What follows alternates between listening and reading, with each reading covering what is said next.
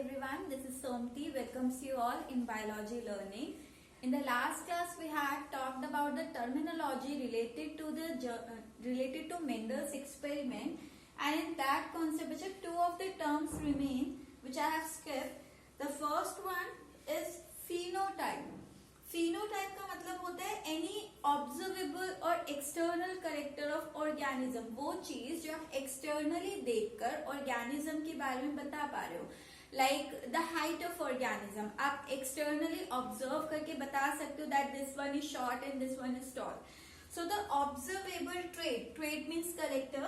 Observable trait or character of an organism is its phenotype. उसको क्या कहते हैं? उसका phenotype कहते हैं. And the next is genotype. Genotype is what? It is a genetic constituent of an organism. Organism का कोई भी phenotype होता है means the external character of organism. That external character is because of some gene, है ना? हमारी जो आई का कलर है, हमारी हाइट है, ये सारे एक्सटर्नल करेक्टर किसकी वजह से? किसी जीन की वजह से है. सो जेनेटिक कॉम्पोजिशन, किसी ऑर्गेनिज्म का जो जेनेटिक कॉम्पोजिशन है जिसकी वजह से उसका फिनोटाइप एक्सप्रेस हो रहा है, that genetic constituent of an organism is called its genotype. Okay, now with all that terminology we start the experiments of Mendel, and for today I have that inheritance of single gene as your topic. Okay, तो आज हम बात करेंगे inheritance of single gene, कि एक gene parent से next generation में किस तरह से ट्रांसफर हो रहा है. We are taking single gene inheritance means जो पेरेंट्स है उनके बाकी सारे करेक्टर्स जो हैं वो सिमिलर होंगे, but the difference is in only single gene. उनका एक करेक्टर और एक जीन में डिफरेंस होगा. And for that we are also using the term monohybrid cross. जब हम इस तरह के पेरेंट्स को क्रॉस करवाते हैं तो उसी क्रॉस को हम क्या कहते हैं? मोनो मीन्स सिंगल जीन का हाइब्रिडाइजेशन, सिंगल जीन की मिक्सिंग हुई और किस तरह से वो नेक्स्ट जनरेशन में क्या हुआ? ट्रांसफर हुआ. That is monohybrid cross. Starting with the definition of monohybrid cross, we have taken the definition in the last class. So I am just taking the experiment what Mendel has performed. So यहाँ पर बच्चे कोई भी आप cross कर रहे हैं, हर cross का एक स्पेसिफिक सीक्वेंस है. जैसे आपने सेक्सुअल रिप्रोडक्शन ह्यूमन में पढ़ा है, सेम आपको वही स्टेप्स फॉलो करने हैं इन एनी क्रॉस.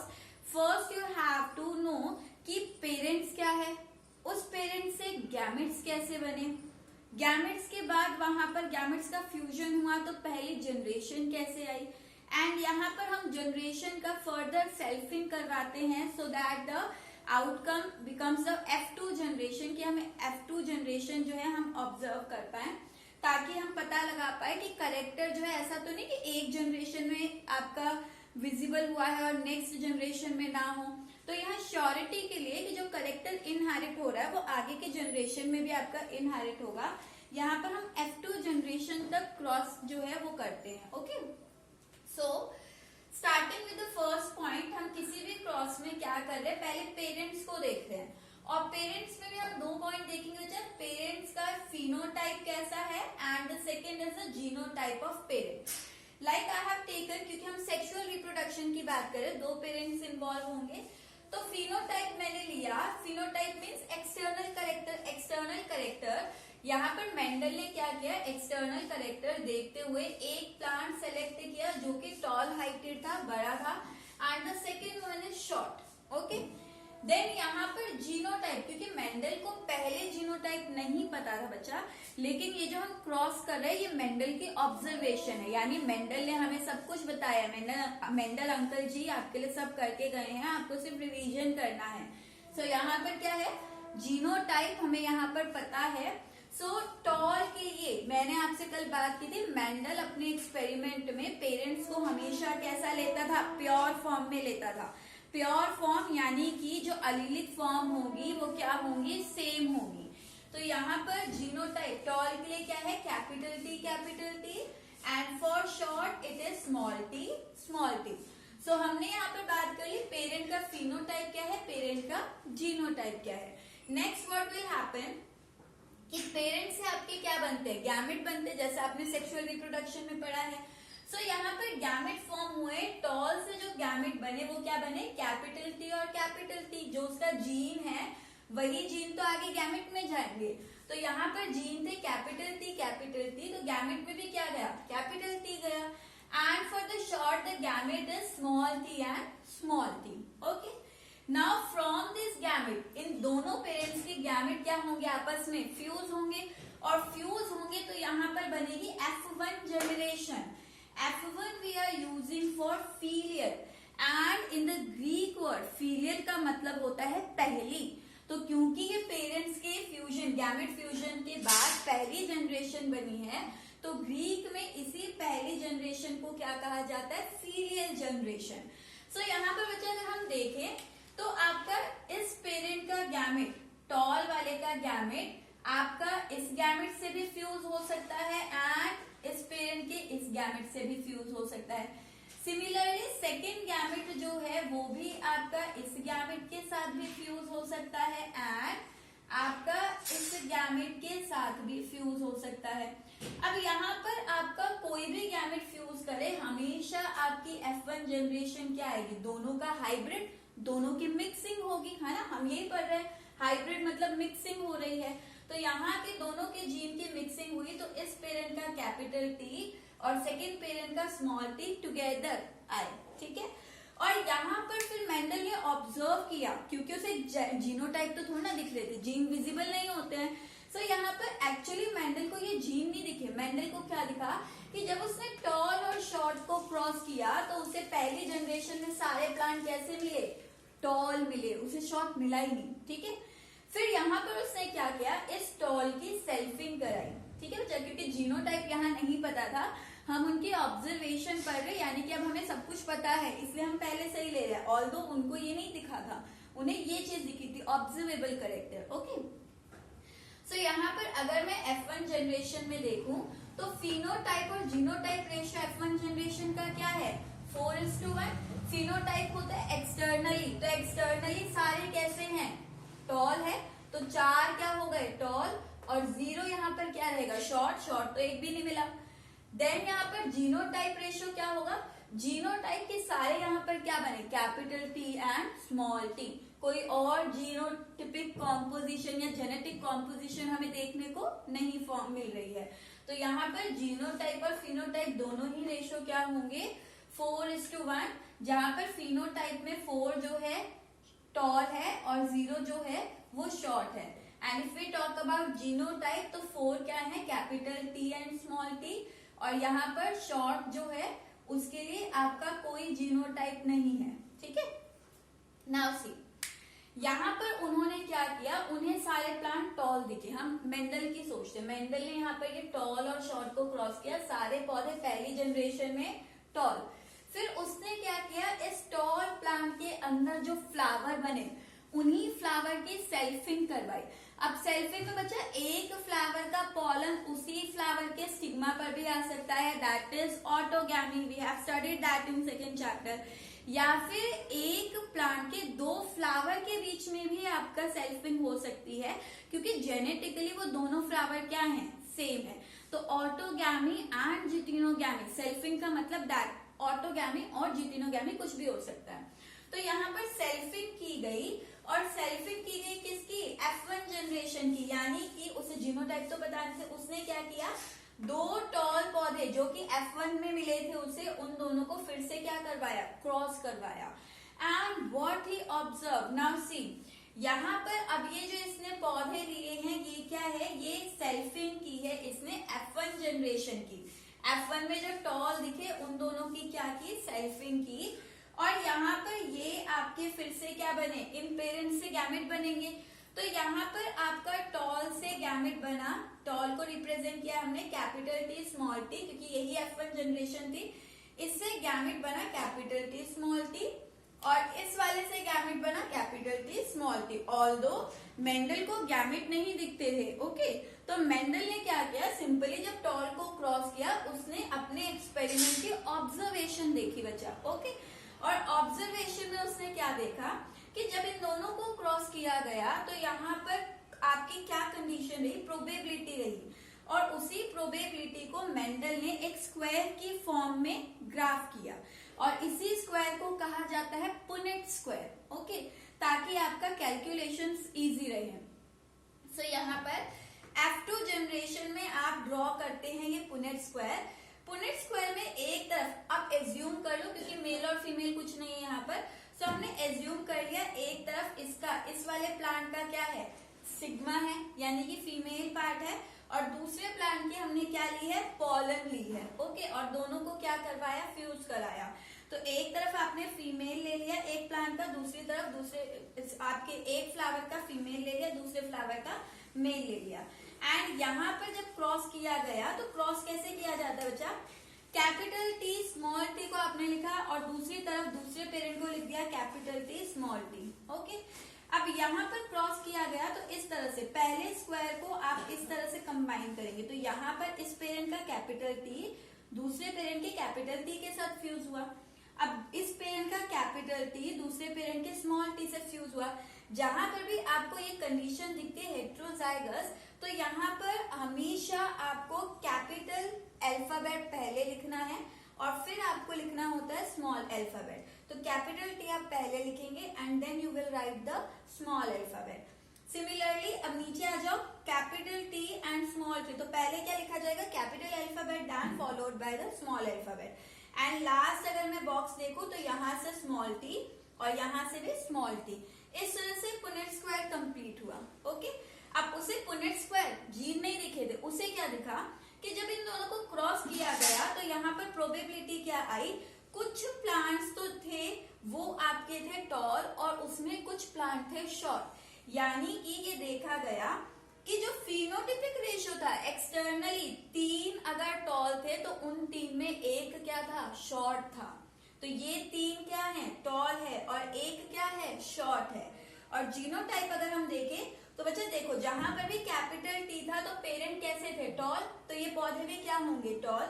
जहां पर कैपिटल टी स्मॉल टी था ये हमें मिला था F1 में, और ये भी क्या थे, टॉल, तो पेरेंट क्या होंगे, यहाँ पर भी क्या होंगे, offspring, young ones toll.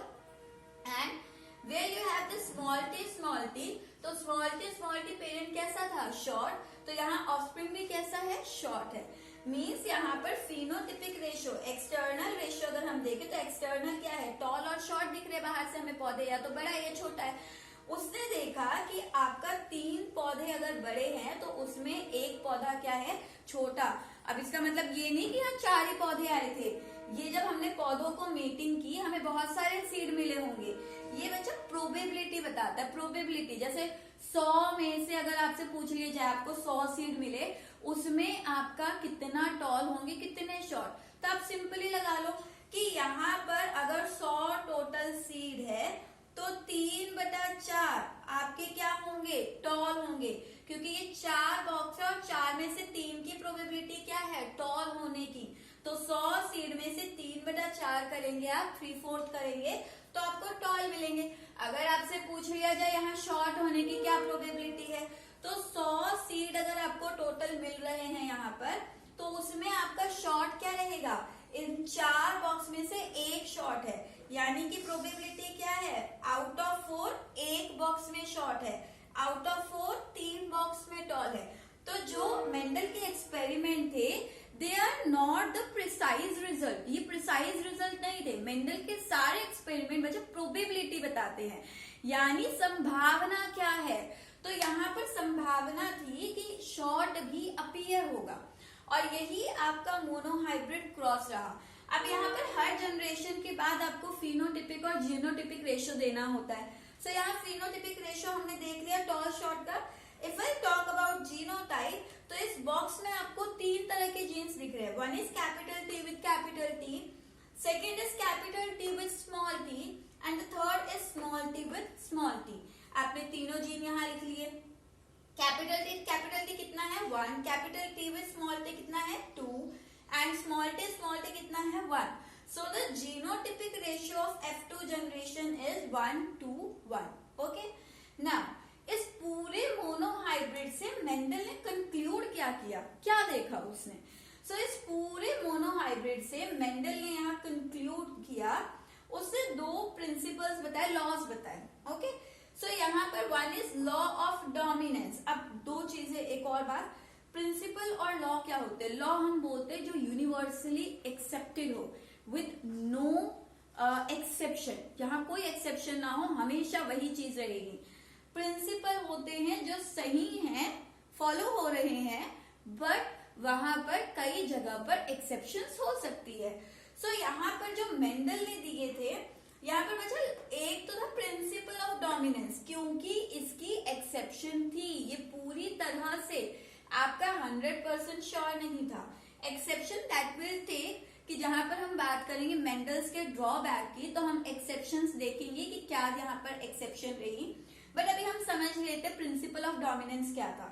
Principal of dominance according to Mendel, यहाँ पर मेंडल ने कहा, क्योंकि उसने ऑब्जर्वेशन की थी, यहाँ उन्होंने क्या कहा, after crossing the parent the young one which appear in the F1 generation, आपको F1 जनरेशन का जो भी रिजल्ट दिखेगा वही आपका जीन या फिर वही आपका करेक्टर क्या कहलाएगा, डोमिनेटिंग करेक्टर कहलाएगा। और उस करेक्टर को कोड करने वाला जीन क्या कहलाएगा, डोमिनेटिंग जीन कहलाएगा।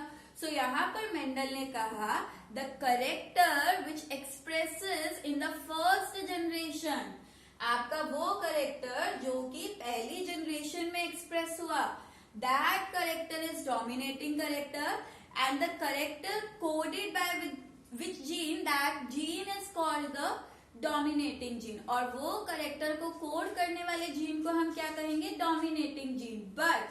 बट यहाँ पर मेंडल ने कहा, बट यहाँ पर आपका नेक्स्ट जनरेशन में दूसरे करेक्टर के एक्सप्रेस होने के, सेकंड पेरेंटल सेकंड करेक्टर, क्योंकि उसने कहा F1 में एक ही पेरेंट का करेक्टर एक्सप्रेस होगा, वही करेक्टर डोमिनेटिंग है, but there is chance of expression of the second character of parent, कि यहाँ पर जो सेकंड पेरेंट है उसका करेक्टर भी क्या हो सकता है, एक्सप्रेस हो सकता है इन फ्यूचर, आगे की जनरेशन में। अभी नहीं हुआ, आगे हो सकता है, प्रोबेबिलिटी है, संभावना है। तो यहाँ पर जो सेकेंड आपका नेक्स्ट जनरेशन में एक्सप्रेस होने की प्रोबेबिलिटी है, that character is called your recessive character. वो आपका क्या कहलाएगा, रिसेस के बाद आने वाला, है ना, यानी कि बाद में जो आएगा, दैट इज रिसेसिव करेक्टर, जो आगे आने की संभावना है।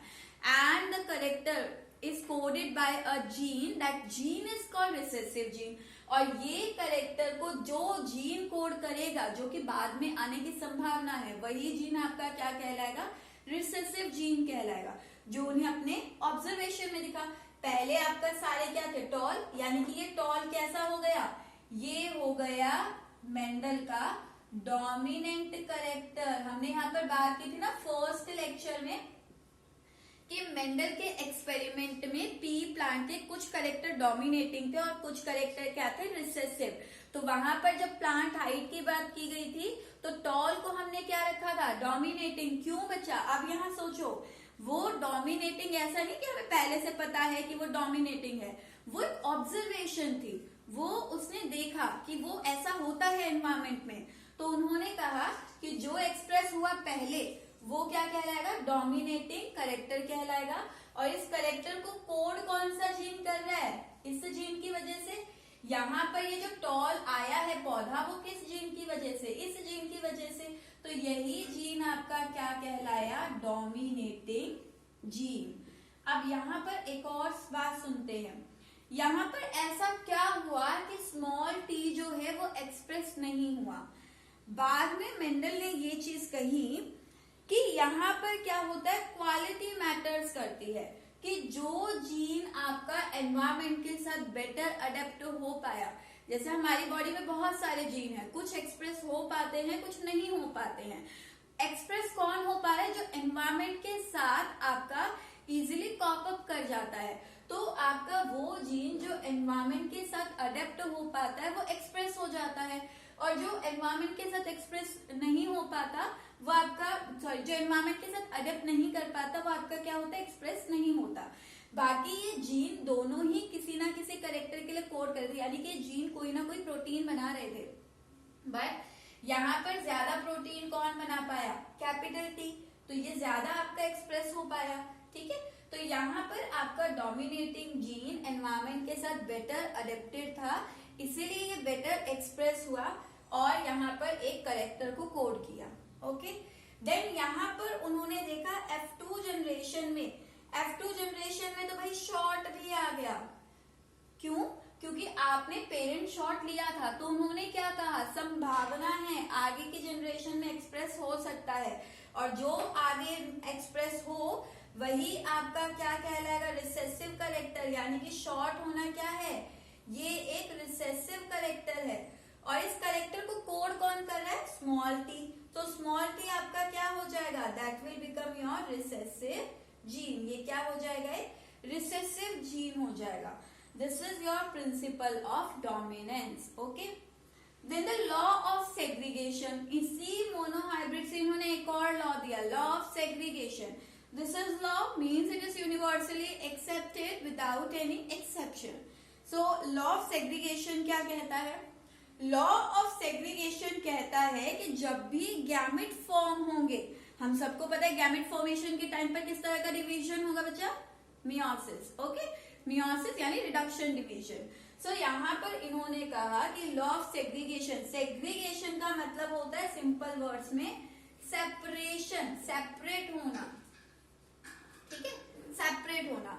सो according to law of segregation during the gamete formation by the meiosis, जब गैमेट फॉर्म हो रहे हैं बाय मियोसिस, यहाँ पर जो पेरेंट के अलीलिक फॉर्म थे, एक जीन के जो दो अलीलिक फॉर्म है, ये क्या है, एक जीन है हाइट के लिए और इसके क्या है, टू अलीलिक फॉर्म है, तो during the gamete formation bye meiosis the allelic form of a gene, allelic form जो है जीन के, they get separate in different gametes, ये दोनों ही आपका अलग अलग गैमेट में क्या हो रहे हैं, सेपरेट हो रहे हैं, as they are not dependent on each other, क्योंकि ये एक दूसरे पर डिपेंडेंट नहीं है, okay.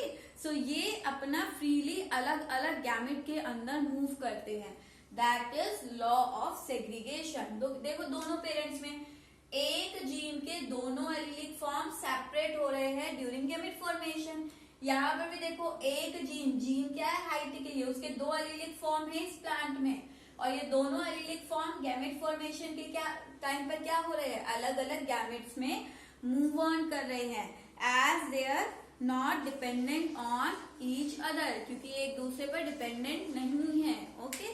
So this is overall about the monohybrid cross of Mendel and this cross, यहाँ पर आपका इस क्रॉस से हमें यहाँ पर डोमिनेंस का प्रिंसिपल पता चला कि हमेशा आपका पहली जनरेशन में इन दोनों में से कोई एक पेरेंट एक्सप्रेस होता है, ये मेंडल का कहना था, ये हमेशा पहली जनरेशन में कोई एक पेरेंट एक्सप्रेस होगा ही होगा, बट इसकी आपकी एक्सेप्शन है, that will take on later, that will take later on, कि यहाँ पर आपके कुछ ऐसे क्रॉस देखे गए कि जहां पर आपका F1 इंडिविजुअल जो था वो दोनों पेरेंट में से किसी से मैच ही नहीं करता था, बिल्कुल डिफरेंट था, तो यहाँ पर मेंडल का ये लॉ जो है फेल हो गया and it becomes a principle कि मोस्ट ऑफ द प्लांट में ये फॉलो हो रहा है, बट विद सम एक्सेप्शन, कई जगह पर इसकी क्या है,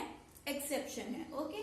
सो this is all for today. So in today's class we have talked about the monohybrid cross and the conclusion, that is principle of dominance and law of segregation that is made from this monohybrid cross, okay.